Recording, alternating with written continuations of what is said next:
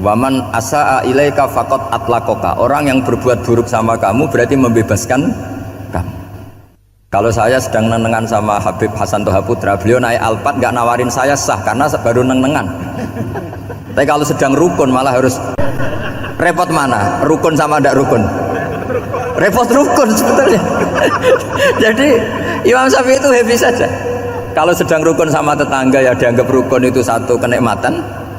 Sedang tidak rukun ya dianggap satu kenikmatan. Jadi orang dulu itu serilek itu melihat dunia. Kalau kita kan enggak, ego. Wah saya ini suami kok dimarahin istri. Wah ini egonya bangkit. Padahal egonya bangkit itu ada kebodohan di situ. Yaitu seorang rektor didikte seorang istri, seorang makhluk. Apalagi kalau anda daftar wali itu tidak akan jadi wali. Ini wali kok tunduk sama makhluk. Karena didikte apa? Makhluk.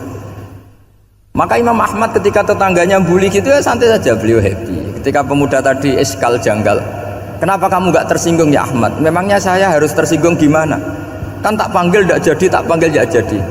Hei pemuda, saya ini tidak punya urusan dengan kamu. Saya nuruti kamu karena perintahnya Allah. Saya senang melakukan perintah Allah, harus berbaik sama kamu. Sampai 3 kali. Jadi kebahagiaan ini pula yang harus kita latih dalam melakukan ketaatan. Tapi kalau kita sudah tidak bahagia dengan taat itu bahaya sekali. Obsesi saya terbesar atau cita-cita saya terbesar memang setiap ngaji saya ingin orang mukmin semuanya itu bahagia. Dengan bahagia itu mereka tidak neko-neko ingin mencari kebahagiaan lewat jalur apa maksiat. Sehingga dalam konstitusi ulama yang ditulis di kitab-kitab usul fikih, dan itu kitab yang saya kaji, selalu saya kaji, itu membela-bela sesuatu yang mubah itu sampai luar biasa. Karena melihat mubah itu, misalnya Anda tidur itu berstatus mubah, Anda bermain catur berstatus mubah, Anda rileks sama teman jagongan semalam dengan teman rektor atau dosen atau yayasan, itu melihatnya bukan mubah tapi tarkul maksiyah. Misalnya saya semalaman asik musamarah itu jagungan malam sama Habib Toha Al-Munawwar. Itu Allah ngitungnya bukan wah ini jagungan ngalor ngidul tidak penting tuh, enggak. Malam itu bahak tidak ke dugem, tidak ke tempat maksiat. Sehingga ada ulama yang mengatakan mubah itu enggak ada. Saya ulang lagi, mubah itu enggak ada. Kan umumnya ulama bagikan wajib, ya kan, haram gitu. Terus diantaranya mubah, sunat, makruh. Ada ulama yang mengatakan mubah itu tidak ada. Kenapa? Logikanya begini, itsma min mubahin illa wa yatahaqqaqu bihi tarku haramimma. Karena tidak ada mubah yang Anda lakukan kecuali saat itu pasti ditinggalkannya sebuah keharaman. Misalnya Anda sedang jagungan sama istri di luar, di rumah, asik di rumah semalaman, mungkin bahas hal-hal yang ringan, mungkin melihat sinetron atau apalah yang ringan. Tapi di situ terjadi Anda meninggalkan ke tempat-tempat maksiat. Sekarang ninggal maksiat itu wajib apa mubah? Wajib. Padahal Anda sedang melakukan mubah. Nah itu dicatat oleh Allah itu tarkul haram, meninggalkan keharaman. Jika masyhur dalam cerita wali-wali itu, Abu Yazid yang seperti itu ibadahnya pernah tanya, ya Allah lalu yang makomnya orang seperti saya siapa? Karena beliau semalaman ibadah terus. Sama Allah dijawab, ya yang tidur di pinggir kamu itu. Abu Yazid, loh kok bisa ya Allah? Dia kan tidur terus. Ya kan dia tidur berarti meninggalkan keharaman. Ngomong sing potongan tukang maksiat itu apik turu apik melek kira-kira gitu. Apik turu. Timbang sama nak melek pola wis turu ae kira-kira gitu. Jadi nggak usah dipaksa tahajud, dipaksa qiyamul lail itu. Iya kalau qiyamul lail. Kalau dapat informasi, oh kesini ikut saya, terus katut kan repot.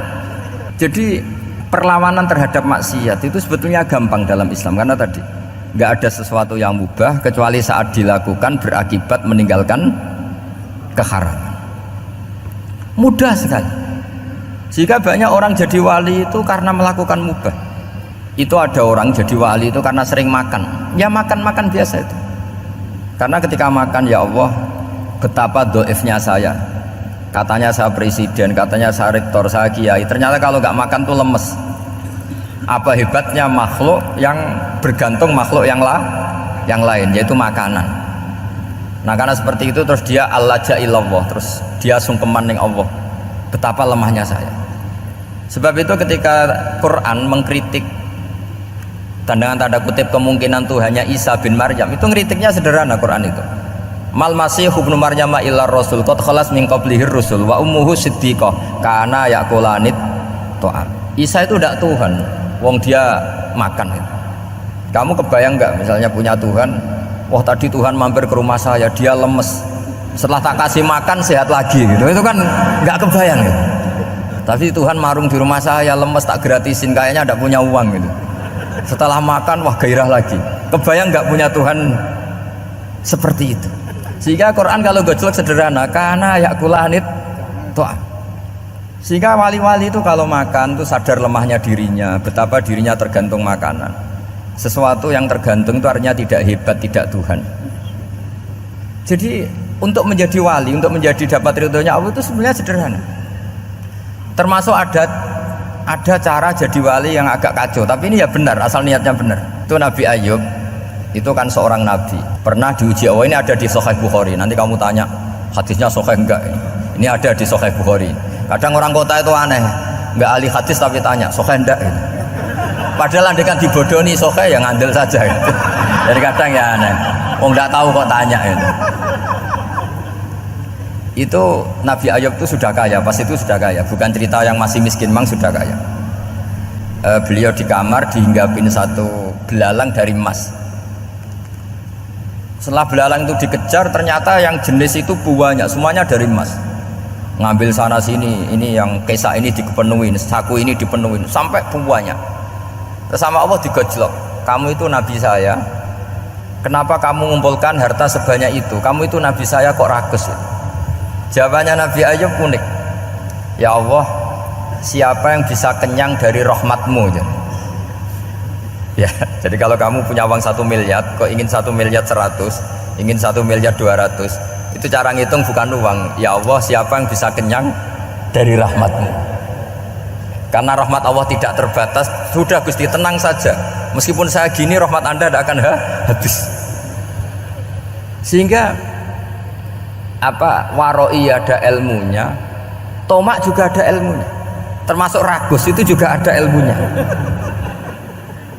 Misalnya begini, ini contoh ragus yang ada ilmunya begini. Ini saya beri contoh.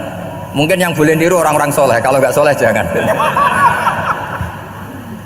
Imam Syafi'i ini cerita nyata. Imam Syafi'i itu dulu ketika ngaji masih muda itu nggak suka sama guru yang kaya. Kebetulan dia punya guru miskin terus. Namanya Sufyan As-Tsauri, itu miskinnya Masya Allah. Sufyan bin Uyainah juga miskin. Jadi dia miskin, punya guru miskin terus. Sehingga idolanya ya sama guru-guru yang miskin. Suatu saat guru-guru ini menyarankan dia ngaji Imam Malik. Imam Malik itu kaya raya. Itu babutnya Imam Malik kalau diinjek itu mata kakinya tidak kelihatan saking halusnya. Itu Imam Malik tuh gaya. Kalau ngaji di kursi tinggi terus pakai bukhur itu, pakai dupa Arab yang mahal. Pokoknya mewah kali Imam Malik. Terus dia mulai ini kiai kok kaya. Kemudian setelah beliau alim tanya, saya harus ngaji siapa setelah ilmu jenengan habis kira-kira gitu. Kata Imam Malik, sudah kamu tidak usah perlu ngaji saya, kamu sudah alim alama. Terus Imam Malik datang ke Baki. Zaman itu Baki itu semacam kayak rentalan ya, semacam Grab lah kalau dulu itu.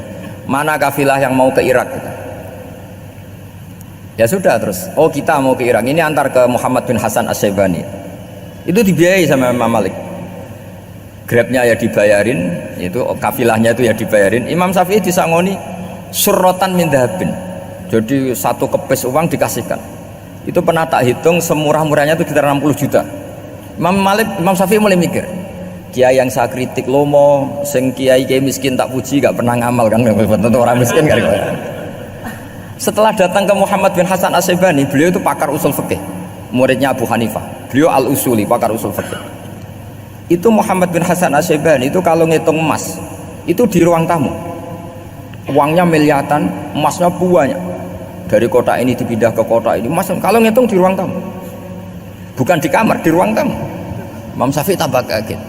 Imam Malik kayak gitu sudah saya soal, malah ini kaya raya. Setelah Imam Syafi'i kelihatan kaget, digojlok sama Muhammad bin Hasan As-Syaibani karena beliau senior. Ata'jabu min hadza, kamu aneh melihat ini? Iya. Kenapa? Ulama kok kaya raya? Terus kata Muhammad bin Hasan, ya sudah, uang ini tak kasihkan orang-orang fasik, binti gue demenan, gue nyabu, gue macam-macam. Oh jangan, nanti dipakai maksiat. Oh jenengan mawon sing sugih. Semenjak itu Imam Syafi'i rubah mindset. Kamu ridho kalau yang punya prestasi seperti itu adalah orang-orang fasik? Ridho enggak? Enggak kan? Maka didoakan ini. Nah, itu namanya berpikir secara usuli. Kamu jangan hanya nuruti karena berpikir waroi terus kamu benci kekayaan, benci pangkat, benci apa, enggak bisa seperti itu. Karena pangkat dan kekayaan ketika dikelola secara kesolehan maka akan menjadi energi positif yang luar biasa. Semenjak itu Muhammad bin Hasan Asy'ibani berhasil mendidik Imam Syafi'i. Sampai akhirnya keterusan Imam Syafi'i berpendapat kalau orang Islam bisa bikin rumah tingkat kok punya rumah reot itu haram kata. Akhirnya keterusan. Kalau bisa jadi bupati kok jadi ketua RT juga haram. Karena al-Islam ya'lu wala yu'la alaih. Islam itu luhur bukan bisa diluhurin. Sehingga rata-rata orang Syafi'iyah termasuk kiai-kiai Indonesia itu rata-rata ya agak-agak politikus. Ya agak-agak kedonyan, mungkin sebagian kedonyan tenan gitu. Karena nggak ridho gitu loh kalau kesempatan itu dikuasai orang fasik kemudian menjadi kekuatan maksi. Coba kalau bupati itu orang yang fasik, kemudian programnya supaya rakyat seneng semalaman dangdutan yang purno misalnya, supaya rakyat seneng dibolehkan dugem, dibolehkan judi. Tapi kalau yang jabat orang soleh kan ada beberapa perda yang menolak penyakit apa? Masyarakat. Jadi kamu jangan melihat bahwa kepangkatan ini hanya sebagai alat korupsi, alat otoriter, enggak. Asal kena orang soleh, maka ini menjadi energi kesolehan atau energi positif. Sebab itu ketika Allah muji para nabi yang soleh, diantaranya disifati apa? Faqad ataina ala Ibrahim al-kitab wal hikmata, terus ayat wa atainahum mulkan azim. Dan Nabi Ibrahim dan keluarganya tak kasih kerajaan yang besar. Nah sekarang masih banyak orang yang cara pandang menyoal seperti itu salah secara usul fikih. Karena secara usul fikih kesempatan yang baik tentu harus diperjuangkan oleh orang-orang yang soleh. Karena ini supaya jadi otoritas yang positif. Itu dulu ada latihannya. Jadi orang dulu itu gampang sekali ketika milih miskin ditanya, kenapa miskin? Saya ingin hisab saya ringan. Tapi ketika mereka kaya yang soleh, supaya harta ini tidak dipakai orang yang nanti dipakai maksiat. Kita misalnya orang soleh kok mau pangkat, karena kita ada ridho kepangkatan itu dipegang orang maksiat kemudian menjadi energi maksiat. Begitu juga seterusnya. Maka ulama dulu itu rileks. Sampai Syekh Nawawi Al-Bantani itu nanti bisa dicek di tafsir Qul hal yastawil ladzina ya'lamuna wal ladzina la ya'lamun. Beliau muji-muji ulama. Kemudian ada seorang yang agak hasud mungkin tanya begini, hebatnya ulama itu begini-begini. Terus ditanya, tapi kenapa kita sering melihat ulama ngantri proposal di rumahnya bupati katanya, sementara bupati nggak pernah datang ke ulama ngaji ihya? Jawabannya Imam Syekh Nawawi itu unik. Ya karena ulama itu tahu gunanya uang sehingga nyari uang untuk pondok, untuk masjid. Sementara bupatinya tidak tahu gunanya ilmu, maka tidak pernah ngaji. Jadi ya ringan saja nih. Jadi ya sudah seperti itu. Jadi kalau ada ulama kedonyan, anggap saja karena tahu gunanya uang. Jadi kenapa ulama ngantri di kabupaten, bukan bupati ngantri di ulama? Jawabannya karena ulama tahu gunanya uang, sementara bupatinya nggak tahu gunanya ilmu. Ya kira-kira gitulah. Ada ustadz tidak ganteng, kesensem rondo cantik, karena tahu gunanya ustadz itu. Artinya tahu gunanya kalau saya nikah nanti punya anak jadi gus, karena kan dia kiai gitu. Tapi rondone raro gunanya dia karena miskin gitu. Jadi ulama dulu itu rileks, menafsirkan apa saja itu rileks, termasuk saat terpojok itu rileks. Karena semuanya dianalisis pakai ilmu. Sehingga ciri utama wali itu apa? Ala inna awliya Allahi la khaufun alaihim walahum yahzanun. Enggak ada rasa takut, enggak ada rasa gampang. Karena melihat sesuatu itu gampang saja.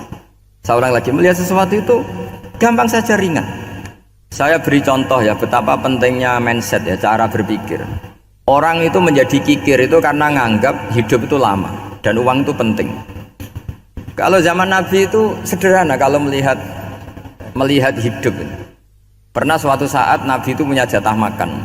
Karena Nabi itu hidupnya juga pas-pasan. Jadi Nabi itu unik. Beliau di satu sisi kaya raya, bisa ngurmat Abu Hurairah, Ammar, Suhaib. Ashabu Suffa itu dirawat Nabi semua. Itu kan kaya, bisa ngerawat sekian orang.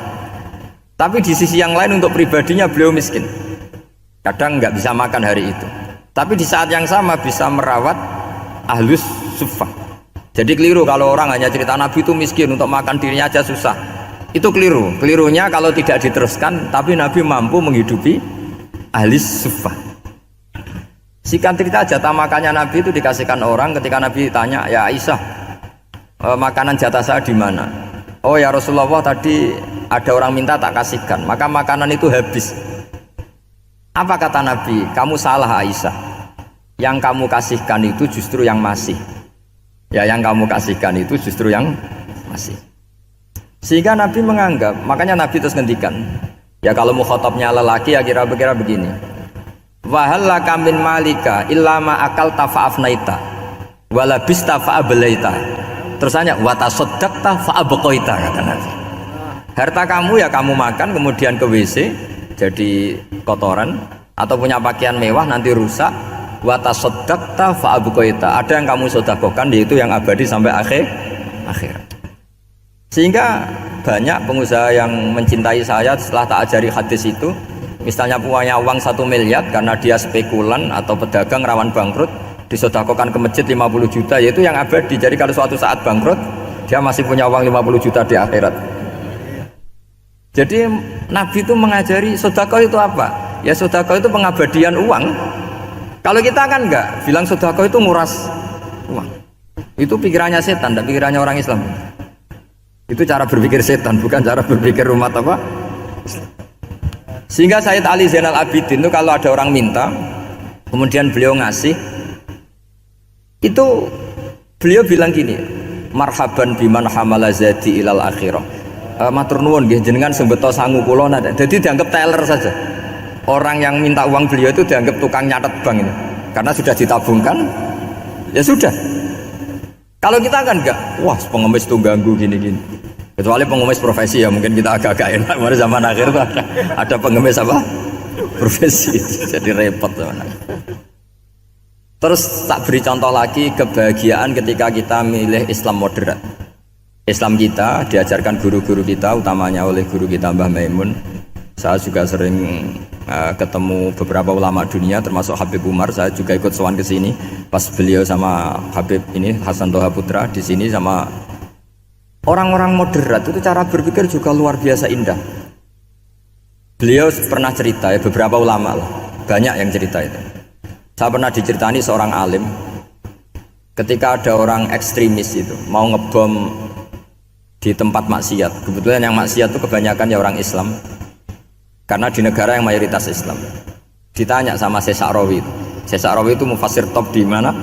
Mesir. Ini mau tak habisin karena mereka orang Islam kok maksiat terus. Terus ditanya sama Imam Sa'rawi, laumatu ala khini ma'asihim aina masiruhum. Kalau mereka mati dalam keadaan maksiat, mereka kemana? Ya ilanar, mereka pasti masuk neraka. Terus ditanya sama Imam Sa'rawi, wahal masiruhum ilanar muradun nabi amlah. Punya umat maksiat kemudian mati masuk neraka, itu yang diinginkan Nabi apa enggak? Ya tidak aja. Ya sudah, enggak usah dibom, ditunggu tobatnya, kata.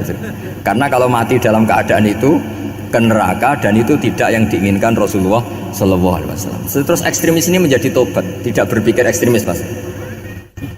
Jadi orang itu harus berpikir mindset yang baik. Meskipun kadang berpikir baik itu ya agak-agak kacau. Ada seorang wali Majdzub itu kalau berdoa agak kacau, tapi nggak bisa dibantah. Masyhur itu doa itu. Ini sekaligus ijazah, tapi kalau sebelum wali nggak boleh. Itu datang ke makamnya Rasulullah SAW. Terus doanya itu begini, ya Allah sekarang terserah engkau. Ya Allah sekarang terserah engkau. Jika saya kamu jadikan orang soleh, jika saya engkau jadikan orang soleh, maka surra habibuk, maka kekasihmu ini senang. Yang susah musuhmu yaitu setan. Tapi kalau engkau menjadikan saya orang fasik, maka yang susah kekasihmu, yang senang musuhmu. Jenengan punya dua pilihan itu. Wah itu kan doa tapi kayak teror itu. Ya jadi berdoa di Raudhah. Wah itu pasti mandi itu karena agak-agak maksa Tuhan itu. Ya Allah, engkau punya dua pilihan. Jika saya jadi orang soleh, maka kekasihmu ini senang, musuhmu yang susah yaitu setan. Tapi jika saya jadi orang fasik, maka musuhmu yang senang, kekasihmu yang susah. Mohon terserah jenengan, mau menyenangkan kekasihmu apa menyenangkan musuhmu gitu. Kira-kira gimana? Kalau tertarik boleh doa itu dipraktekkan. Tapi kayaknya kalau copy paste itu nggak keren apa? Jadi dulu orang itu muamalah sama Allah dan Rasul itu rileks. Rileks itu nyaman karena ya tadi qul bi fadlillah wa bi rahmati fa bidzalika falyafrahu. Sehingga Imam Izzuddin bin Abdissalam itu ngendikan innalladzina yarmunal muhsanatil ghafilat. Di antara kebaikannya ibu-ibu atau mbak-mbak ini harus berstatus ghafilat. Perempuan-perempuan pelupa. Ghafilat itu pelupa. Pelupa dari kenikmatan maksiat sehingga mereka dengan taat.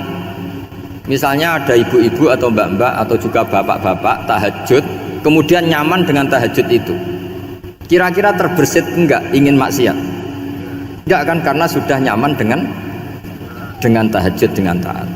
Maka dibutuhkan kenyamanan dalam beribadah. Sebab itu ala bidzikrillahi tatmainnul qulub. Makanya saya termasuk kiai yang setiap ngaji itu happy, seneng. Karena ini untuk kampanye, seneng dengan ngaji, dengan taat itu sudah luar biasa. Kayak apa kalau mereka senengnya kalau nunggu melakukan maksiat. Jadi termasuk bentuk perlawanan kita terhadap maksiat adalah usahakan kamu tuh bahagia, senang dengan taat, istiqnas billah, mu'anasah billah, farah billah, itmi'nan tumakninah billah. Sehingga ini mencukupkan kita tidak berkebutuhan maksiat. Meskipun kita ya manusia, pasti suatu saat atau sudah pernah maksiat. Serah usah diceritakan lah, itu mesti gitu. Lah orang-orang dulu itu orang yang sukses mengelola bahagia ma'allah wa billah walillah. Sehingga wali-wali dulu itu jadi wali itu tidak mesti karena ibadahnya banyak, itu enggak. Mereka orang yang ibadahnya itu biasa sekali. Ulama-ulama dulu ibadahnya biasa sekali. Tapi qulubuhum ma'allah, hatinya itu ma'allah. Itu ada seorang wali itu jadi wali, Umar bin Abdul Aziz yang dikenal khamisul khulafa. Khulafa. Di luar Khulafaur Rasyidin 4, di antara yang soleh adalah siapa? Umar bin Abdul Aziz. Itu ketika mau meninggal, itu senangnya bukan main. Itu semuanya nangis, beliau senang. Terus tanya, kenapa kamu senang? Memangnya saya kalau mati itu kemana aja? Ila khairi madhubin ilah, ke zat terbaik. Dibang urip mbek kowe bolet atau mbek arhamur rahimin gitu. Yaitu Allah Subhanahu wa taala. Jalaluddin Ar-Rumi ketika mau meninggal itu muridnya nangis semua, beliau marah. Kamu harusnya pesta karena saya mau ketemu kekasih saya, malah kamu tangisi, goblok sekali kamu katanya. Jadi orang-orang dulu itu luar biasa.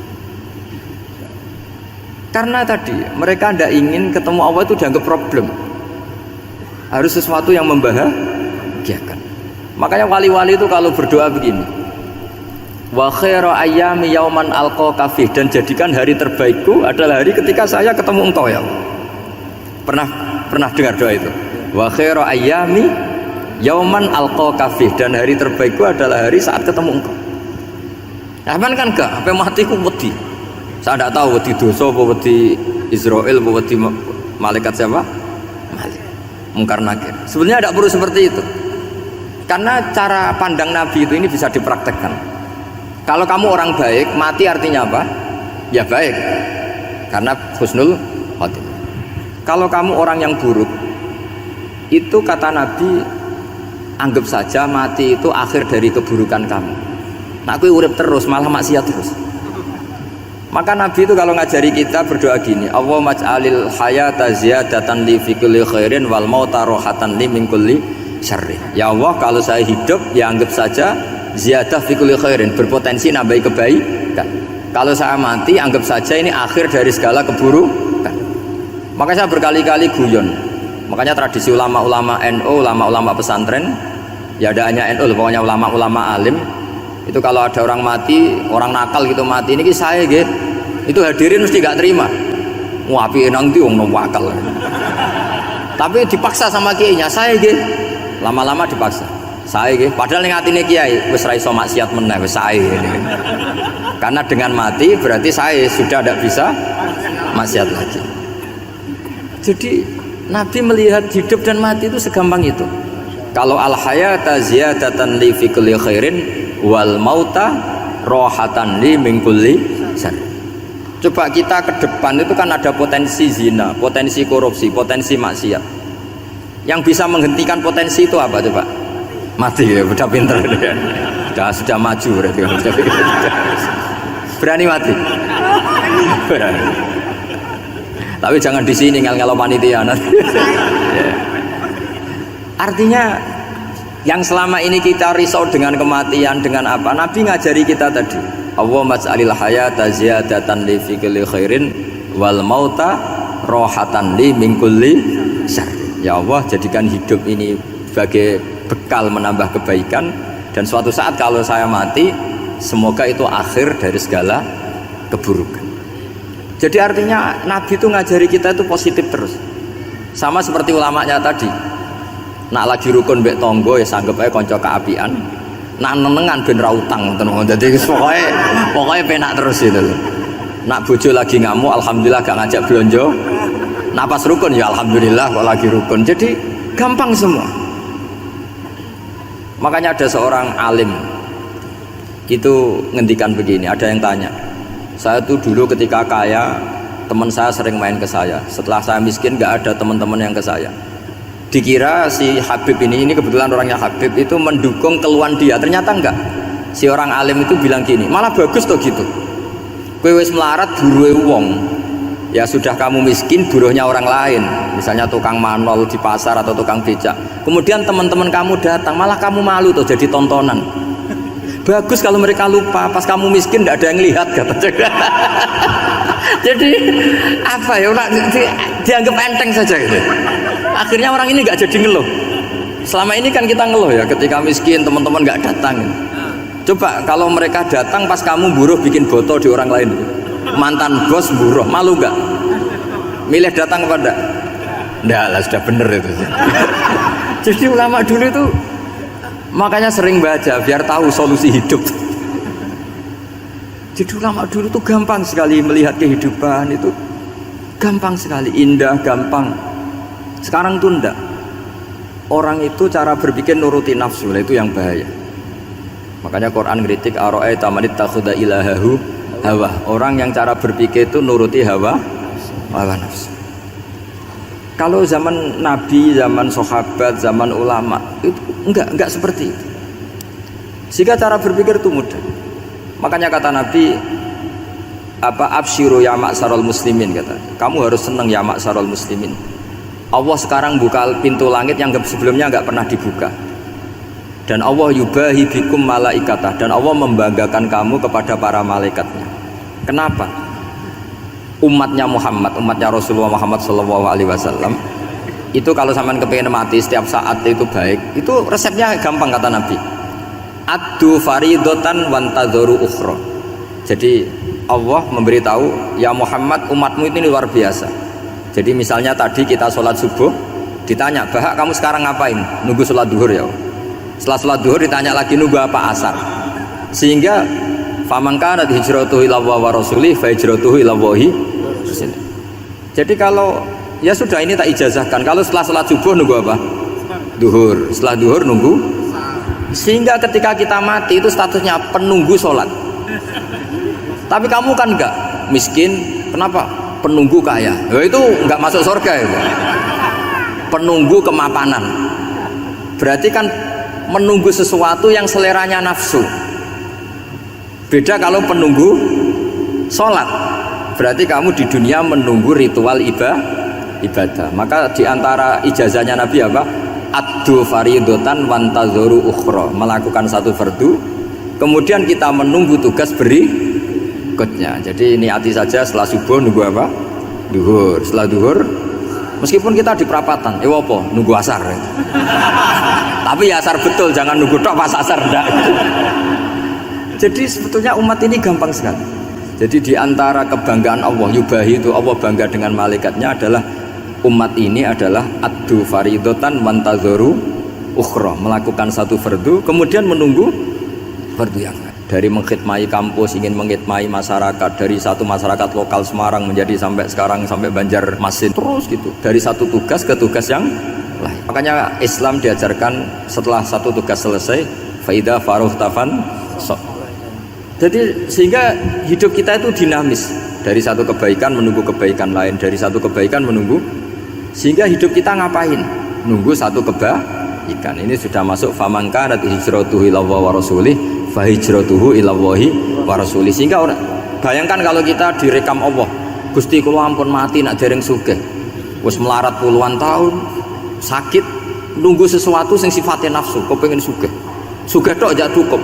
Tahu burono wong sing tahu ngenyek ndekne lho, itu kan urung-urung wis dendam. Saya belum mau mati sebelum kaya dan buruhkan orang yang pernah melecehkan saya. Wis ngono akhirnya mati urung sugih. Berarti wis fakir matine hasud. Mau itu ngenes dunia akhirat kan kira-kira seperti itu. Kamu santai aja kalau fakir berarti meringankan hisab karena ada banyak harta. Yang mau dihisab papanya enggak punya apa-apa. Jadi saya mohon sekali ya, Islam itu mengawal kebahagiaan.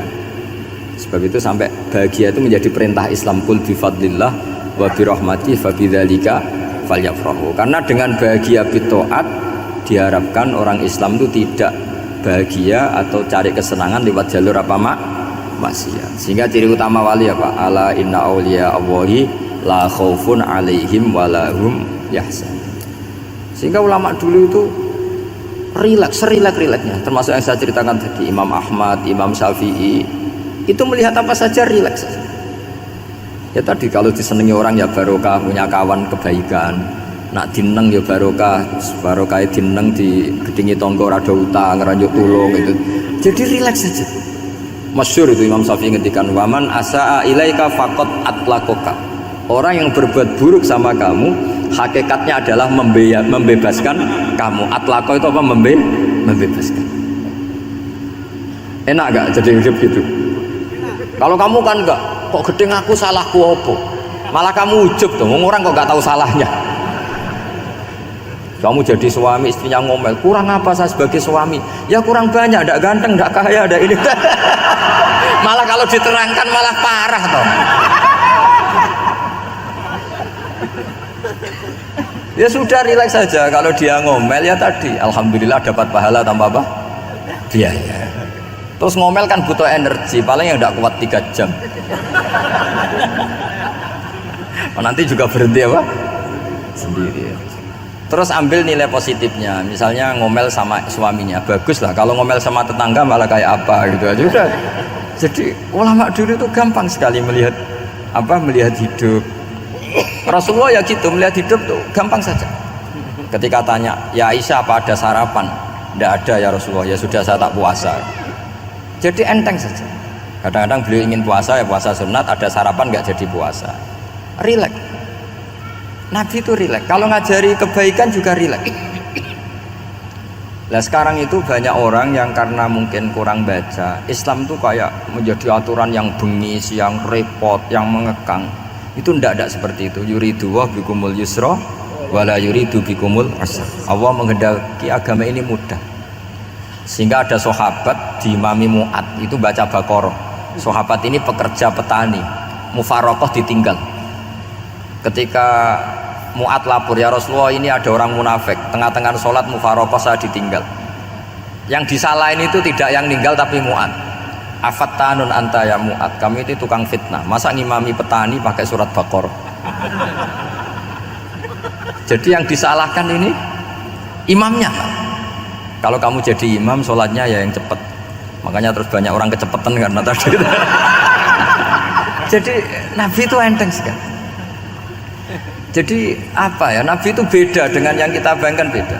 Nabi pernah ngaji di masjid, kemudian ada tetangga lewat pakai cangkul ke kebun. Semua sahabat gerutu, ini orang tidak benar, ada Nabi ngaji ditinggal saja ke kebun, tidak ikut ngaji. Jawabannya Nabi, tidak, itu bagus, itu ikut sunnah saya. Kenapa ya Rasulullah? Dia kerja artinya nyari halal, dan untuk menghidupi keluarganya itu juga ajaran saya. Sehingga yang ngaji ya ajarannya Nabi, yang nggak ngaji karena kerja mencukupi keluarga juga ajarannya Nabi. Segampang itu. Oh, kalau kayaknya kamu kan, wes gak roh akhlak kan gitu. Nabi rileks saja Nabi. Sampean bisa lihat itu di Ihya di bab Fadhailul Kasbi. Udan niku rahmat. Jadi nak sampean melayu saking udan berarti melayu saking napa? Rahmat. Cara berpikir niku udan niku rahmat. Terus termasuk tobat sing sah. Niku dawuh Imam Ghazali konadus nganggo banyu udan sing ceblok langsung. Mergo nak liwat kenteng kadang kentenge iku hasil sumbangan proposal. Terus mun sing langsung mawon, sing liwat plastik mun mboten mandi niku. Mboten mandi niku sing niku mau sama niku. Terus dulu di antara syarat tobat niku dawuh Imam Ghazali iku adus udan sing perawan, maksudnya sing asli ceblok saking pundi langit niku langsung sampean nombe. Nak tepak nggih tobat, nak mboten tepak nggih lara niku. Mergi asli. Terus kula matur nuwun sanget jenengan hormat teng Raden Asnawi. Beliau sekarang generasi keempat nggih, wonten sing generasi ketiga. Nasab kula kepanggih Raden Asnawi teng Asnawi sepuh. Terus Mbah Raden Asnawi gadah bah namine Abdullah Husnen, terus Ibu Ayu Sofiyah niku binti Asnawi sepuh. Kula buyut kula kandung damaran niku Hafsah binti Maksum bin Soleh bin Asnawi sepuh. Kenapa saya cerita zuriyah nggih? Terus satu peradaban. Ini bahasa Indonesia mawon nggih. Kersane gaul. Satu peradaban itu yang bisa bangun itu zuriyah. Zuriyah itu komunitas gen. Meskipun nanti komunitas gen itu bisa disadap atau dibajak oleh orang-orang yang tidak gen, jadi agak ilegal tapi itu sah. Karena sampean bisa misalnya kalah nasab sama saya, misalnya bilang nanti ketemu di Nabi Adam saja Gus gitu. Nanti pasti kita ketemu di siapa? Nabi Adam. Terus kedua, kekalahan nasab itu tidak abadi, karena nanti setelah jenengan ditanya di kuburan bapak kamu siapa, itu disuruh jawab Nabi siapa? Ibrahim. Terus kekalahan nasab sampean nanti berakhir di kuburan, karena nanti dijawab siapa bapak kamu, disuruh jawab siapa? Nabi Ibrahim. Jadi yang punya bapak Karmen apa itu sudah selesai, sudah nggak dipakai lagi. Nanti pakai siapa? Nabi siapa? Ibrahim. Nah, kenapa saya cerita bahwa nasab gen itu akan disatukan oleh satu visi ilmiah yang objektif. Gini ku dawe Nabi Yusuf, wattaba'tu millata abai Ibrahim wa Ishaq wa Yaqub. Terus dawe Nabi Yusuf, maka nalana an nusyrika billahi min syai'. Jadi saya ngikuti leluhur saya. Ini dengerin ya, saya ngikuti leluhur saya, yaitu Nabi Yaqub bin Ishaq bin Ibrahim. Leluhur saya itu siapa? Maka nalana an nusyrika billahi min syai', yaitu keluarga besar yang tidak pernah melakukan kemusyrikan. Ya, keluarga besar kami punya tradisi tidak pernah melakukan kemusyrikan. Dan bahkan itu dibahasakan tidak mungkin kita ini melakukan kemusyrikan. Maka nalana itu kira-kira kalau bahasa Indonesia itu kita ini tidak mungkin melakukan kemusyrikan. Nah, kenapa demikian? Itu berangkat dari logika yang permanen, disebut yusabbitu Allahu alladzina amanu bil qouli tsabiti fil hayatid dunya wa fil akhir. Logika permanen itu begini, misalnya kita ini kan hidup dari bapak dari ibu terus sampai Nabi Adam. Kemudian setelah Nabi Adam ini berakhir, kemudian kita mau tidak mau berpikir Nabi Adam itu siapa? Terus diterangkan, ternyata Nabi Adam itu satu makhluk hidup yang mulanya dari tanah, lewat wahyu Allah, lewat titah Allah, kun, kemudian jadi manusia yang bernama Adam. Sebelum Adam ada bumi, ada langit, ada cakrawala, macam-macam. Kemudian itu kita rumuskan lagi, asal usulnya adalah tidak ada, adamiyun makhdun. Akhirnya kita tahu bahwa alam raya ini diwujudkan setelah dari tidak ada. Nah tentu terus kita berpikir, dari tidak ada menjadi ada itu pasti penyebabnya adalah sesuatu yang ada. Nah yang ada itu disebut wajibil wujud. Karena wajibil wujud ini wujud sendiri, nggak ada saingannya. Karena Allahu ala syai'amahu, Allah ada dan tidak ada pesaingnya. Maka kita ini berpikir nggak mungkin ada kekuatan manapun yang menyamai Allah. Sehingga nggak ada Yesus mungkin menyamai Allah, nggak ada Fir'aun, nggak ada Lata, nggak ada Uzza. Makanya disebut maka nalana an nusyrika billahi min syai'. Kita ini tidak mungkin melakukan kemusyrikan. Sama nggak usah tanya saya, Gus, tapi orang menjadi musyrik itu kan mungkin. Jawabannya itu tetap nggak mungkin. Kemusyrikan itu satu teori yang nggak mungkin. Tapi kalau orang musyrik itu mungkin. Memang akan dilibat. Tapi karena kita kenal Raden Asnawi itu dari sisi ilmiahnya, saya punya banyak kitab beliau. Mungkin saya termasuk pernah dulu yang membawa kitab beliau banyak ke Korea. Saya itu beli pesolatan tuh bukan 1-2 sampai 2 kerdus 3 kerdus. Itu mulai dulu, mulai saya ngiai sampai sekarang. Tak bawa ke Sragen, ke Solo Tigo, termasuk tak bawa ke Korea. Jadi mungkin ya ini GR saya ngaji di sini itu barokahnya jualan pesolatan. Tapi bukan jualan yang cari laba enggak, karena tak gratiskan, tapi itu dagang akhirat lah kira-kira gitu. Jadi kalau saya masuk neraka kita era pantas bakul pesolatan kok masuk neraka gitu, kayak itu gak pantas itu. Karena saya termasuk orang ya yang cara berpikir itu optimis. Dulu di sini ada orang alim alama namanya Raden Asnawi. Terus kemudian sejarah agak berpolemik, ada yang mengatakan beliau itu muridnya Syekh Nawawi, ada yang mengatakan tidak. Apapun itu yang saya yakini adalah beliau ya saling istifadah lah, saling bermanfaat bagi Syekh Nawawi Banten. Saya punya catatan sejarah banyak tentang Raden Asnawi karena guru-guru kita itu akan ketemu di Syekh Nawawi Banten. Yaitu kita tahu misalnya saya ngaji Mbah Mun ngaji Mbah Zubair misalnya ngaji Syekh Fakih Mas Kumambang, ngaji Mbah Mahfud, terus ngaji Sayyid Abi Bakar Sato, terus ngaji Sayyid Zaini Dahlan. Kalau keluarga sini mungkin misalnya Gus Hafid, Mbah Niam, Mbah Zuhri, terus Raden Asnawi. Raden Asnawi kita tahu nikah dari istri mudanya Syekh Nawawi, yaitu Nyai Hamdana. Saya sering diceritani Mbah Mun, terus Nyai Hamdana punya anak yang namanya Zuhriyah dari Syekh Nawawi. Kemudian setelah dinikahi Raden Asnawi punya anak namanya Zuhri, Minan, Niam, terus sampai ke Gus Hafid itu, Hafid bin Niam. Kenapa saya cerita ini? Karena kealiman itu adalah sesuatu yang dibanggakan Allah. Imam Amudi itu ulama ahli matematika. Jadi ada ulama itu ahli matematika. Dia nggak pernah ngajarkan pesolatan, zakat, sholat, tapi dia ngajar matematika. Kemudian dari matematika itu beliau menjadi ahli tauhid. Sehingga nanti Munkar Nakir itu nggak akan tanya dia marrobuka wa manabuka, karena dia punya rencana. Yang ngajar tauhid itu saya, kata. Jadi kalau dia malaikat akan marrobuka, pangeran kamu itu siapa? Malaikat malah dilawan. Kamu pernah ngajar tauhid? Saya ini guru tauhid.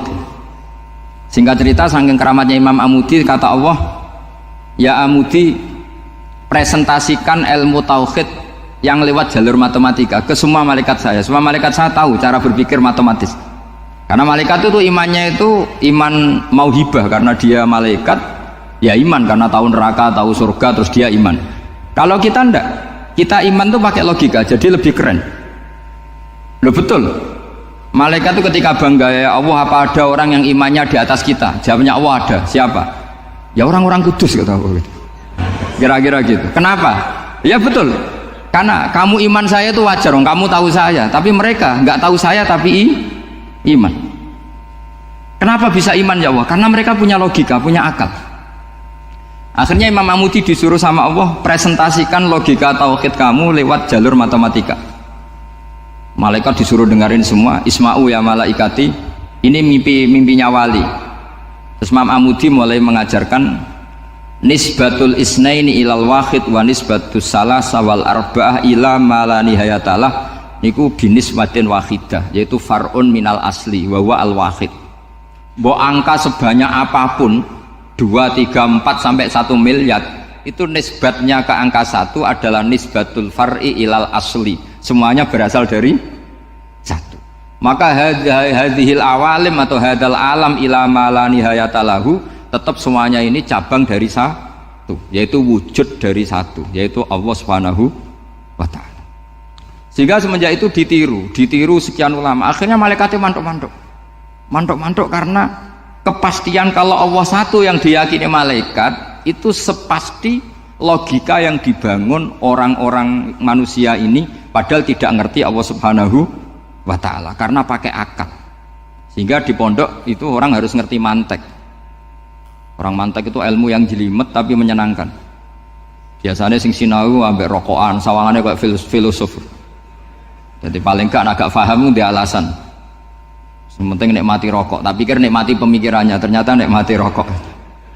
Kayak kemarin saya datang ke resepsinya Gus Agil, saya itu tertawa terus karena dengerin Habib Mutahar. Saya membaca bahayanya rokok, setelah tahu bahayanya saya berhenti membaca. Tak pikir itu kan setelah tahu bahayanya saya berhenti merokok, ternyata enggak, saya baca bahayanya apa? Merokok. Setelah saya baca maka saya berhenti membaca gitu. Bukan berhenti merokok. Itu ilmu kelas tinggi seperti itu harus mantap. Pernah beliau ditegur dokter, "Beb, kalau rokok terus nanti mati." "Tenang saja, saya masih bawa korek." Dikira itu kan orangnya yang mati, ternyata beliau enteng saja. "Santai aja dok, saya masih bawa korek." Jadi saya bukan nyarankan santai rokok, tapi orang rokok itu memang punya logikanya sendiri. Kalau Banafek Hajen itu masih pernah bahasa juga, karena Banafek juga turunan Mbah Mutamakin. "Hak, rokok itu haram tau ora?" "Nak cara kula darani haram sepundi, Mbah?" "Lah iya, nak haram ya bener aku. Mulane tak obong, barang haram apike diobong." Jadi saya sama orang-orang sepuh itu tidak pernah menang. Jadi apa ya? Mereka itu orang yang sudah lama gimana ya? Mau dikatakan bulat itu ya, tapi memang nggak pernah kalah mereka. Ada satu kiai, masih misananya Mbak Nafek.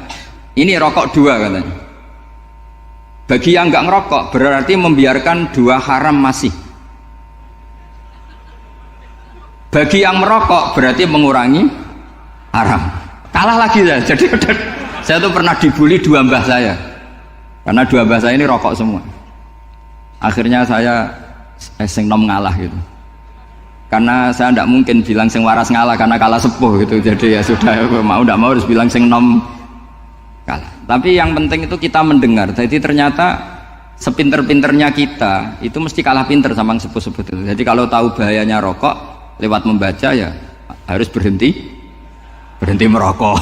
Berhenti membaca katanya. Nah, malaikat ini cerita lagi malaikat. Saya memang dari awal niat hormat Raden Asnawi karena buyut-buyut beliau itu ketemu di buyut saya. Saya ini turunan Mbak Asnawi sepuh. Terus cuma buyut saya itu nikah Lasem, terus saya keceluk cucunya keluarga Lasem. Sebetulnya saya juga cucu Kudus. Tapi terus alhamdulillah sekarang kembali karena buyut saya menyuruh saya ngajar di Damaran, terus sampai sekarang saya ngajar di Damaran. Tapi buyut saya itu masih lahir di Damaran. Namanya Mbak Hafsah, itu Hamsah binti Maksum bin Soleh bin Asnawi sepuh. Sama seperti nasab di sini Raden Asnawi, Mbak Abdul Husnan, terus Nyai Ayu Sofiyah, terus Mbak Raden Asnawi. Saya mau cerita, jadi ilmu itu lebih keren kita. Sehingga Rasulullah SAW pernah ngendikan, "Saya ini rindu sekali li ikhwani." Kata Nabi itu ikhwani. Kata sahabat bilang, "Alasna ikhwanaka ya Rasulullah, bukankah kita ini saudara kamu, saudara engkau ya Rasulullah?" "Tidak, antum ashabi, kamu itu sahabat saya." "Siapa teman-teman kamu itu ya Rasulullah?" "Yaitu kaumun yang tidak melihat saya kemudian iman kepada saya." Jadi mereka seperti kita semua di Kudus ini tidak melihat Rasulullah SAW, tapi iman sama Nabi. Dan ketika malaikat yubahi bikum malaika, Allah bangga dengan malaikatnya, membanggakan kita. Sampai malaikat tuh sentimen, kok bisa ya Allah Ya karena tadi kamu iman sama saya wajar, karena kamu melihat surga, melihat neraka, melihat aras. Sementara orang kudus coba ngelihat apa? Paling simpang 5, apa simpang 7 itu. Tapi imannya nggak kalah dengan malaikat. Kenapa nggak kalah? Karena tadi kita diajarkan bahwa nisbatul isnaini wassalasah wal arba'ah ila ma la nihayatalaha itu sama-sama nisbatul far'i ilal asli. Tetap yang asli adalah angka 1. Jadi nggak mungkin aslu hadhil asya nggak dari Allah itu, nggak mungkin, tetap dari zat yang satu. Kemudian tentu ini bukan nisbatul walad ilal walid, anak ke bapak, tentu enggak, tapi nisbatul khaliq sama makhluk. Tapi apapun itu pasti satu. Sehingga Imam Amudi akhirnya masuk surga lewat jalur itu, tidak usah lewat pertanyaan man rabbuka wa man nabiyyuka. Kelasnya disuruh ngajar malaikat. Saya punya rencana jadi pengajar malaikat nanti itu kan. Jadi orang-orang kudus yang dapat barokahnya Raden Asnawi nanti jangan mau kalau ditanya man rabbuka wa man nabiyyuka. Kelasnya itu harus apa? Jadi gurunya malaikat. Karena bapak kita Nabi Adam itu keren. Nabi Adam itu adalah orang yang disuruh Allah dipresentasikan, dibanggakan Allah di depan para malaikat. Ketika ada malaikat yang agak hasut, tapi itu tidak malaikat papan atas, malaikat yang kebanyakan. Itu kan agak gak terima Nabi Adam jadi apa? Khalifah. Sampai malaikat ini usul ataj'alu fiha may yufsidu fiha wasfikut. Makanya kalau saya protes sama malaikat itu malaikat yang ini, bukan Jibril sama Israel. Kalau protes Israel bahaya, bisa dihabisin. Saya pernah ditanya seorang kiai, Gus jenengan gojlok malaikat kok berani? Ya karena malaikat yang jenis ini pernah gojlok Nabi siapa? Adam. Nggak percaya kalau Nabi Adam itu layak mimpin, sampai protes ataj'alu fiha may yufsidu fiha wasfikut dima. Tapi apa yang terjadi? Allah mengajarkan satu ilmu di Nabi Adam, kemudian disuruh meresentasikan. Qala ya Adamu ambihum bi asma'ihim. Adam, coba kamu presentasikan ilmu kamu. Setelah Nabi Adam fasih mempresentasikan ilmu, kata Allah, kamu bisa enggak sepinter Nabi Adam? Enggak bisa ya Allah. Makanya sudah saya bilang ini a'lamu malah. Saya lebih tahu siapa yang layak mimpin. Jadi layak mimpin itu pertama harus kuwatul ilm. Ilmunya itu harus kuat. Nanti saya akan cerita hubungannya Raden Asnawi dengan Syekh Nawawi. Apa itu hubungan teman, apa murid guru, itu memang masih jadi polemik sampai sekarang. Kalau saya ya keyakinan saling istifadah. Ini bahasa netral, tidak murid guru tapi saling apa? Istifadah. Kata Syekh Nawawi dalam tafsir Munir itu, ilmu itu nomor 1. Sehingga beliau setiap ada ayat fa inna hizballahi humul ghalibun, beliau pasti menafsiri bil hujjah wal barohin la bis saulah. Saya masih ingat betul takbirnya, memang saya hafalkan. Tapi bukan untuk modal pidato, boten. Modal sebagai wong alim. Kalau pidato gampang. Pidato itu semua orang bisa. Kalau jadi orang alim itu tidak gampang. Lebih susah lagi wong alim buat pidato. Itu kalau nggak pernah mbah saya tidak mau. Karena memang saya terkenal nggak suka pidato. 1 memang nggak bisa. Nomor 2 tidak ingin. Nomor 3 ya rugi. Karena pidato itu nasib-nasiban itu. Kalau nasib baik kamu tidak paham itu, wah Gus Ba ilmunya tinggi sehingga kita tidak paham itu kalau nasib baik. Kalau nasibnya tidak baik, nak ngendikan bulat sama paham, itu tepat-tepatan. Dan Syekh Nawawi itu benar, Raden Asnawi juga benar, semua guru-guru kita benar. Karena agama ini sebetulnya bukan masalah negara, tapi masalah logika yang sehat. Uni Soviet itu pernah mengkooptasi Uzbek, Ceknya, Tajikistan, itu 100 tahun. Orang dipaksa ateis. Tapi orang-orang Uzbek, saya sering ketemu lama Uzbek, kadang ketemu di Korea, kadang di Malaysia. Orang-orang Uzbek itu punya basement di bawah tanah. Kemudian di bawah tanah ini mereka ngajarkan tauhid. Ngajarkannya ya gampang. Misalnya ini sesuatu yang ada, iya ini. Ini ada penciptanya enggak? Ya ada. Siapa? Tukang katanya. Yang penting itu nggak ada logika bahwa sesuatu yang ada disebabkan oleh ketiadaan. Lah orang komunis, orang ateis itu orang yang mengatakan alam ini didahului oleh nihilisme, oleh adamiyah. Masuk akal nggak sesuatu yang ada, penciptanya sesuatu yang tidak ada. Sehingga orang anak-anak Uni Soviet itu nggak pernah kepikiran membenarkan ateis, itu nggak pernah. Bareng Uni Soviet ada itu Glasnost Perestroika itu kemudian hancur. Semuanya langsung menjadi negara Islam, termasuk Uzbek, Tajikistan, karena diajari ilmu. bahwa ilmu itu yang nggak pernah kalah oleh negara. Sehingga saking pedenya Rasulullah SAW ketika Sulhul Hudaybiyah, ini agak jelimet tapi gampang dicerna. Sulhul Hudaybiyah itu satu perjanjian yang semuanya merugikan Rasulullah. Yaitu kalau orang kafir masuk Islam disuruh kembalikan ke kafir, karena kafir itu bagi mereka habitat. Islam itu hal yang baru. Tapi kalau orang Islam menjadi kafir, nggak boleh kembali Islam, berarti kembali ke habitat. Semua perjanjian itu merugikan. Sampai masyhur Sayyidina Umar protes ke Rasulullah, jenengan masih nabi. Itu kan ekstrim tanya, jenengan sampai sekarang masih nabi? Ya, saya masih nabi. Kenapa tanya demikian?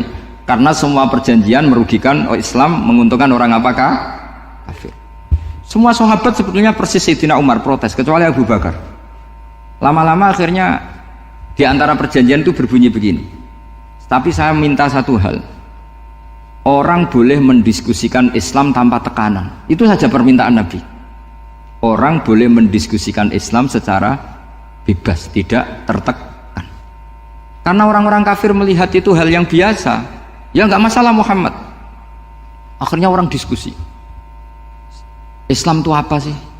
Islam itu orang yang menuhankan Allah. Allah itu siapa? Zat yang menciptakan langit dan bumi. Lama-lama orang kafir berpikir, wah keren, Tuhannya Muhammad bisa bikin langit dan bumi. Tidak kayak Tuhan kita, malah kita yang bikin.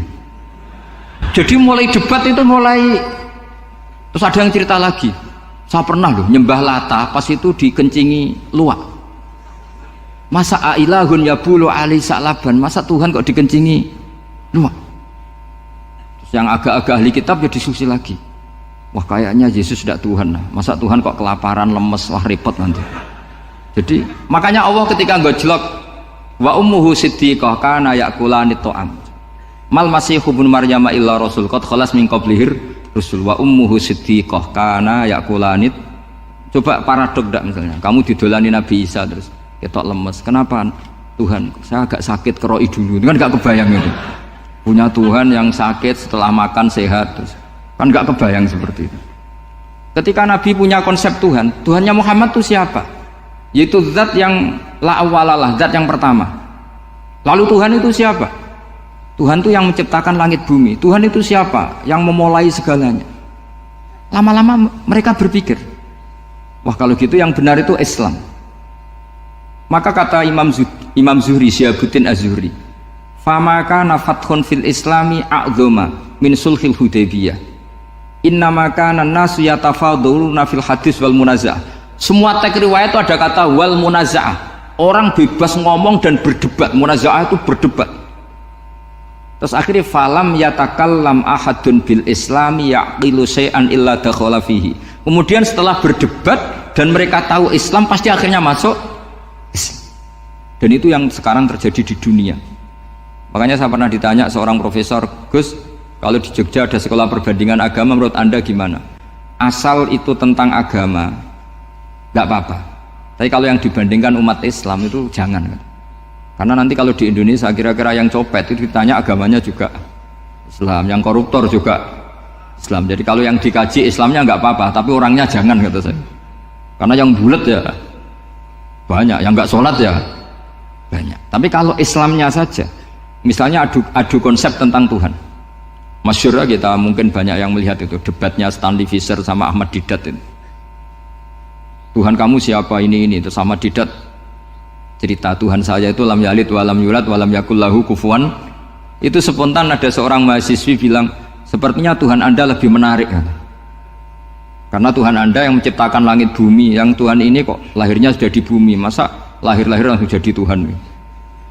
Jadi akhirnya falam yatakallam ahadun bil islami yaqilu syai'an illa dakhala fihi. Sehingga agama ini apa? Agama itu adalah kalimat tauhid. Kalimat itu apa? Logika yang terbangun. Nah, ketika logika itu terbangun, maka disebut yusabbitu Allahu alladzina amanu bil qaulis tsabit fil hayatid dunya wa fil akhirah. Allah itu akan menetapkan satu kaul, satu presentasi ilmiah atau satu kesimpulan ilmiah. Yang kesimpulan itu nyata benarnya. Dan ini akan nyata terus baik di kehidupan dunia maupun kehidupan apa? Akhir. Seperti Allah sebagai Tuhan. Itu akan nyata terus. Di dunia Allah ya Tuhan, nanti di akhirat juga Tuhan. Tapi Tuhan selain Allah Maka menjadi Tuhan ini nunggu ada yang menuhankan. Misalnya Fir'aun itu jadi Tuhan karena ada yang menuhankan. Sekali dia mati, dia sudah aset wisata, bukan Tuhan lagi. Makanya gejolokannya orang ulama Arab, kalau ketemu ulama Mesir, kalau gejolokan itu lucu. Orang Arab, ada Abu Jahal, Abu Lahab, penggaweane ngusir Nabi gitu. Itu gejolokannya ulama Mesir. Kata ulama Arab, kamu gayanya benci Fir'aun, tapi rizki kamu dari wisata melihat Fir'aun. Itu gejolokannya ulama Arab sama ulama Mesir. Sehingga agama ini mengajarkan apa? Satu kalimat. Makanya kamu harus belajar mantek. Dulu Raden Asnawi ya pengajar mantek. Dulu buyut saya di sini Mbah Fauzan, abahnya Mbah Pah itu, mbahnya itu juga pengajar mantek. Karena di antara yang diceritakan Allah itu wa ja'alaha kalimatam baqiyatan fi aqibih. Tugas utama Nabi Ibrahim adalah menjadikan satu logika. Kalimah itu logika. Itu menjadi logika yang abadi. Baqiyah itu abadi. Fi aqibih, di anak turunnya Nabi Ibrahim. Misalnya begini, saya beri contoh ya. Misalnya saya mengatakan teh ini hitam, itu menjadi kalimah karena diucapkan, tapi tidak menunjuk hakikat karena tehnya berwarna apa? Kuning. Sehingga Quran kalau menyalahkan orang kafir itu ngendikannya kaburas kalimatan takhruju min afwahihim. Omongannya orang kafir itu menjadi kalimat karena diucapkan dari mulutnya. Kenapa menjadi kalimat? Karena diucapkan tapi tidak menunjuk hakikat. Seperti orang mengatakan 2 ditambah 2 itu 10, itu kalimat, tapi kalimat yang salah karena tidak menunjuk hakikat. Seperti orang kafir mengatakan Tuhan itu 3, itu kalimat karena diucapkan tapi tidak menunjuk hakikat. Tapi ketika seseorang mengatakan Allah itu Tuhan, Tuhan itu satu, itu disebut kalimatu haqqin 'alaiha nahya wa 'alaiha namut. Temriki tahlilane wa 'alaiha napa wa biha? Wa 'alaiha napa wa biha? Wa 'alaiha ya, ada yang tahlilan wa biha, itu enggak tahu sanatnya dari mana, pokoknya ada yang wa 'alaiha, ada yang biha. Kenapa dikatakan kalimat tauhid? Karena kalimat yang dari kesimpulan berpikir. Dan agama ini dibawa Nabi Ibrahim itu untuk membawa kalimat tauhid. Ciri utama kalimat tadi, kamu yakin seyakin-yakinnya bahwa nisbatul snaini wassalasah wal arba'ah ila ma la nihayata laha itu kanisbatis snaini ilal wahid, yaitu semuanya far'un minal asli. Aslinya adalah wahid. Sehingga di kitab, saya pernah ngaji Mbah Mun, namanya kitab Al-Husunul Hamidiyah. Itu dikarang oleh ulama-ulama sekarang, itu diajarkan di MGS. Ini mbah-mbahnya Gus Akil, pendirinya madrasah MGS. Itu ada gambarnya di situ. Di situ ada gambar piramida, ada gambar hewan, ada gambar pohon. Kata yang ngarang, gambar sedetail ini, sejelimet ini dimulai dari nuktah wahidah, tetap dimulai dari satu titik.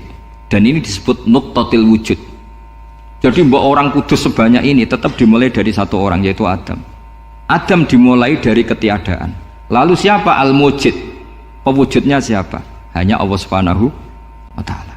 Sehingga ulama-ulama termasuk Syekh Nawawi itu paling suka ngendikan semua makna Quran dikumpulkan di Fatihah, Fatihah dikumpulkan di Bismillah, Bismillah dikumpulkan di Ba, karena di Ba itu ada titik nukdotil wujud, yaitu disingkat bi kana makana wa bi yakunu ma yakun. Karena saya, kata Allah, semuanya akan ada, dan karena saya yang enggak ada, semuanya suatu saat ada. Disebut nukdotil wujud. Nah, kita meyakini kalau Allah satu itu seyakin-yakinnya, karena nggak mungkin angka nggak dimulai dari angka satu. Begitu juga gambar seapapun julumete. Misalnya sampean gambar zaman saya kecil, gambar paling favorit itu apa? Kambing bertarung. Itu gambarnya kan susah. Daripada gambar kambing bertarung susah terus dibikin kotak saja, tembok. Kalau tanya gurunya, gambarnya mana? Di belakang tembok, Bu. Ini itu dulu saya diwarai anak-anak nakal ya. Jadi semua satu gambar itu disuruh gambar harimau, yang satu disuruh gambar kambing bentrok, yang satu disuruh gambar matahari, semuanya kotak semua. Ini itu Bu, gambarnya di belakang apa? Tembok, maka nggak kelihatan kata. Jadi gurunya kalah cerdas. Yang guru itu sebenarnya nggak pernah menang, karena murid itu lebih pinter. Itu teman saya dulu kalau ngaji itu, kalau tes itu ngerpek, baca. Gurunya marah, kamu tes kok baca? Enggak ngerpek Bu, ini belajar di kelas. Katanya belajar kapan saja di mana saja. Acuh. Jadi apa ya, orang itu kadang yang Yang salah itu lebih masuk akal kadang-kadang ini. Saya teruskan ya supaya ini dapat barokahnya Raden apa? Asnawi. Saya mohon sekali ya, kalimatul haqqin itu harus kamu jaga. Caranya jaga ya tadi. Kalau kamu tidak bisa ilmu mantek, misalnya al-alam mutaghayyir wa kullu mutaghayyir hadis la budda min muhdits, itu kan jelimetan. Pakai saja teori umum bahwa gambar apapun jelimetnya itu dimulai dari satu titik. Karena nggak bisa, nggak dimulai dari satu titik, tidak bisa. Maka alam apapun jumlahnya nggak terhingga tetap dimulai dari al-wahidul qahar, yaitu satu titik, yaitu dalam konteks tauhid tentu itu Allah Subhanahu wa ta'ala. Sehingga Nabi Ibrahim itu orang paling sukses bikin waja'alaha kalimatam baqiyatan fi aqibi. Terus Nabi Muhammad begitu, sahabat gitu, sampai kita sekarang diajari ilmu mantek. Ilmu mantek itu logika yang nggak terbantahkan. Karena mau tidak mau. Kata Imam Syafi'i, fa innal uqula muttarratun ila qabulil haq, karena akal akan dipaksa menerima kebenaran. Dan itu yang terjadi di Uni Soviet.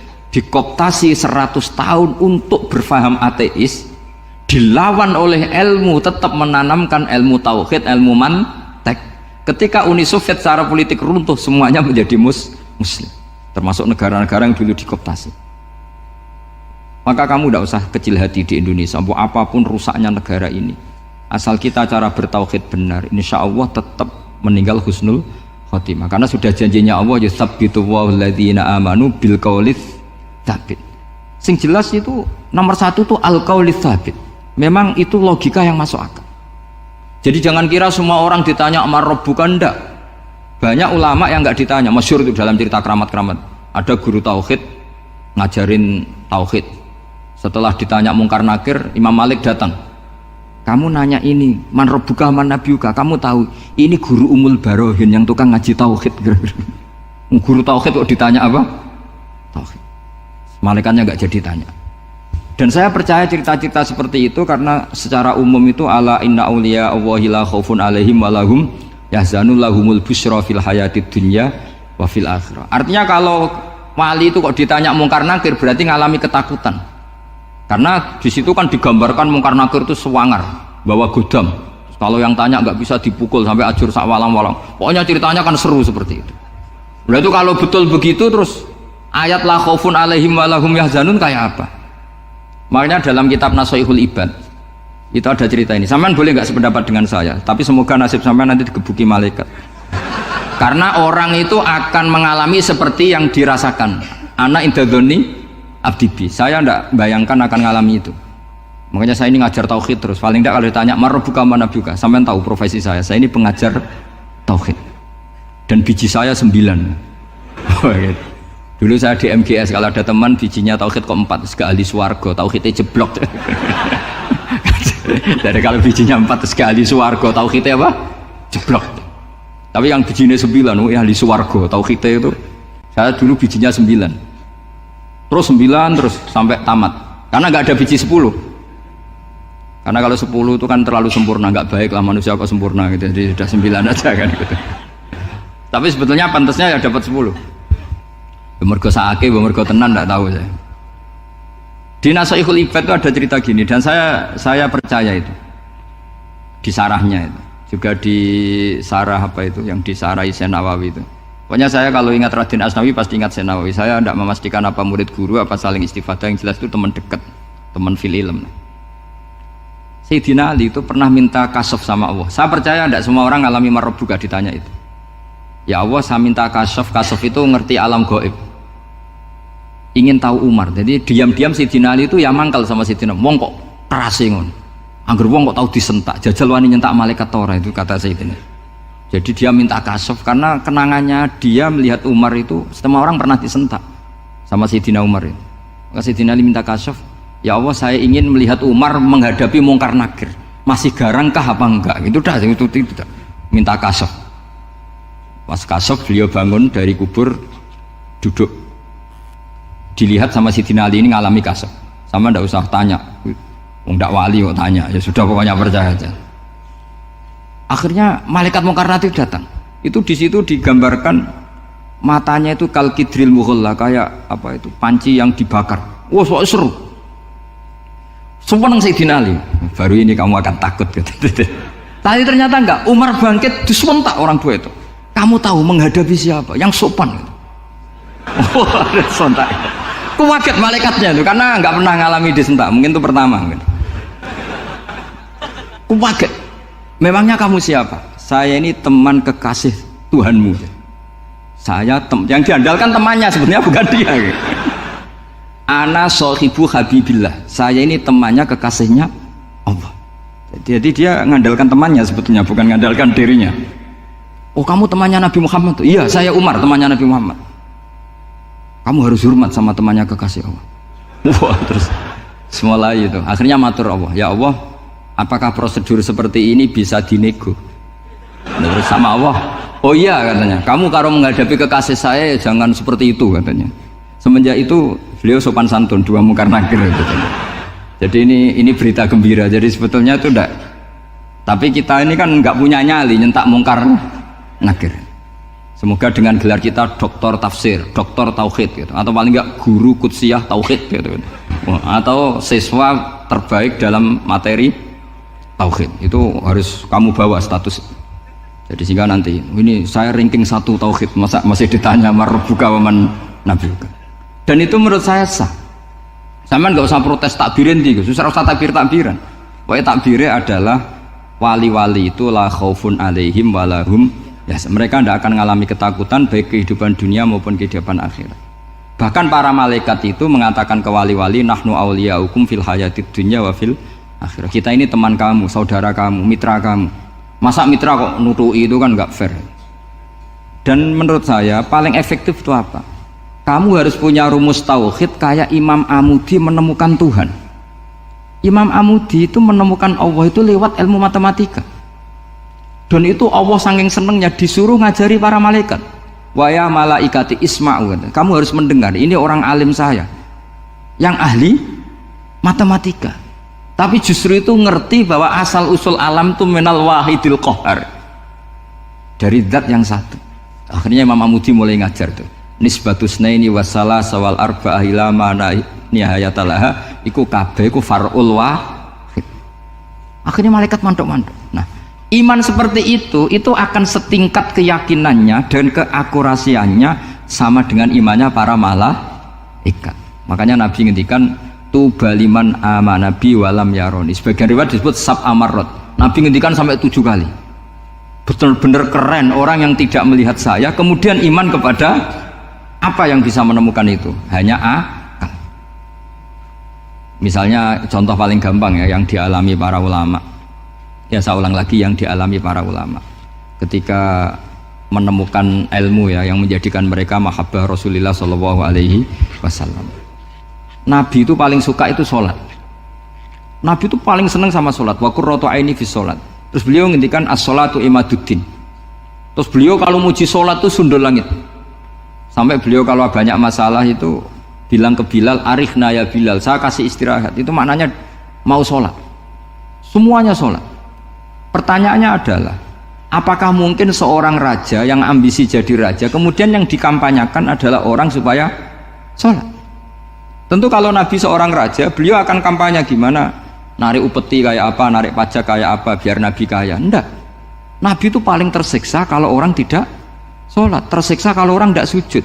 Loh, kalau beliau seorang raja, ngapain mempopulerkan sholat? Maka makna sholat imaduddin adalah sholat itu tiang agama. Maknanya tiang agama, kamu akan tahu betul kalau dia seorang nabi. Karena apa? Yang diajarkan adalah sholat. Loh, coba untungnya apa bagi Nabi Muhammad ketika umat Islam sholat? Kan tidak ada untungnya sama sekali. Justru itu kelihatan kalau dakwah beliau itu dakwatul haq, mengajak kebenar. Loh, wong kok kampanyenya kon sholat? Mestinya nak kepengen sugih kan kon bayar pajak, upeti. Tapi enggak, Nabi itu ngajarkan apa? Orang supaya sholat. Dan ini diimplementasikan sama Raden Asnawi. Beliau ngarang pesolatan. Orang sealim itu yang dikarang pesolatan. Makanya saya tuh kagum. Saya saksinya banyak. Tanya murid-murid saya kalau beli pesolatan saya kerdus. Saya kirim ke Korea terus ke pedalaman-pedalaman itu. Karena saya butuh pesolatan. Bahwa orientasi kita itu sholat. Sehingga wali-wali itu dulu, saya berkali-kali cerita kalau ngaji, wali-wali dulu itu kalau ditawarin Allah masuk surga itu tanyanya satu, ya Allah di surga ada sholat enggak? Kalau enggak ada saya enggak mau. Kalau sampean pasti enggak tanya gitu, pasti itu sudah ada. Sampean malah gini, enak mbus warga ora usah sholat mesti gitu. Sudah, jadi sudah lama sekali nganggap sholat itu problem. Dan itu berat masuk surga kalau begitu terus, itu berat. Itu pertanyaannya gitu. Karena alam rohani kita, saya ulang lagi, alam rohani kita itu tidak kebayang kalau kita hanya nyuwun sewu nikmati secara seksual, secara biologis. Makanya ada ulama ditanya, kenapa sholat itu lebih indah ketimbang nikmat al-wiqa misalnya, nikmatnya hubungan biologis. Jawabnya ulama itu gini, lucu, jawabannya sederhana. Nikmatnya kamu punya anak itu apa? Jawabnya ulama itu lucu. Kalau sakit dia sembuh, kalau hilang dia datang. Saya ulang lagi ya, kalau sakit dia sembuh, kalau hilang dia datang. Sekarang orang tua yang punya anak sakit koma di UGD atau di emergency, itu senangnya tuh mengalahkan kesenangan apa saja. Kira-kira orang yang berhubungan intim atau yang hubungan biologis dengan orang yang sedang anaknya sembuh dari koma, senangnya senang mana? Senang yang melihat anaknya sembuh dari koma. Senikmat apapun hubungan biologis, seneng anaknya yang hilang ketemu. Nah, kalau anak ketemu saja orang seseneng itu, apalagi kita di surga, ketemu zat yang lama kita sembah, yang lama kita rindukan, yang lama kita rindu, kemudian ketemu di surga, maka tidak ada artinya surga tanpa melihat Allah Subhanahu wa Ta'ala. Memang harus dijelaskan secara rohani. Akhirnya orang ngerti bahwa nikmat tertinggi di surga adalah melihat Allah Subhanahu wa Ta'ala. Karena kalau anak-anak muda mungkin protes, ya enggak, ya enak kumpul sama widadari gini-gini. Wah itu kan yang trauma bojone jelek itu. Wah itu yang bojone jelek mesti kesusu masuk surga karena itu sudah jelek, cerewet, nggak mati-mati kan gitu. Terus dia ingin masuk surga mesti niatnya welek, mesti pikiran pertama itu kumpul widadari. Tapi ada ulama yang bikin analogi tadi, misalnya istri kamu cantik, kemudian anak kamu sakit, koma. Hubungan dengan istri sama dengar berita anak kamu sembuh, seneng mana?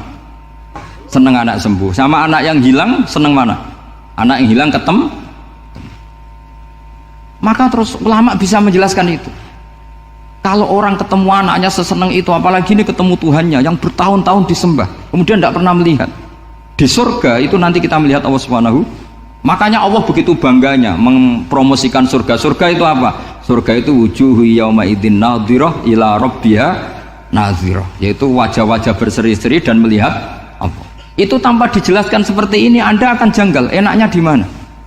Tapi setelah dijelaskan detail gini oleh ulama, maka kita akan tahu an-ni'matul uzma sing enggak ada perbandingannya adalah nikmat masuk apa? Surga karena melihat Allah Subhanahu wa Ta'ala. Ya jadi saya berkali-kali pokoknya minta sekali, hadil umat harus umat yang rasional, terutama dalam mengemban tauhid. Karena tauhid ini yang disebut kalimah. Sampai Allah mengistilahkan kepada Nabi Ibrahim itu wa ja'alaha kalimatam baqiyatan fi aqibih. Kalimat tauhid adalah kalimat yang akan abadi di anak cucunya Nabi Ibrahim. Baik anak cucu yang karena gen mau anak cucu yang karena sebab, yaitu santri dengan kiai.